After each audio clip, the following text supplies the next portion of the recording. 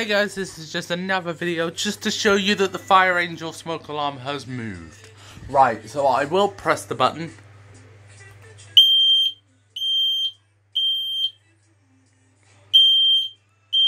As you can see, it is quite loud. It is louder than any other smoke alarm that I have. It's the loudest actually, but it has moved position. So now, instead of it being on the wall where the heat detector is now, for God's sake, where the heat detector is right now, it's moved. Right next to the optical, so that's going to be hard to test the optical without setting the fire angel off. But yeah, we do have some smoke alarms to test, like this one and this one.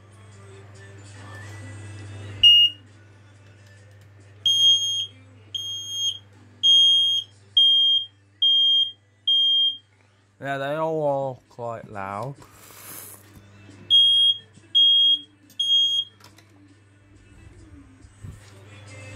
But the main one is not this one, it's the fire angel, so.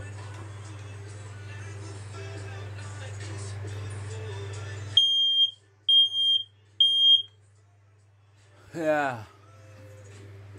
It's the problem now.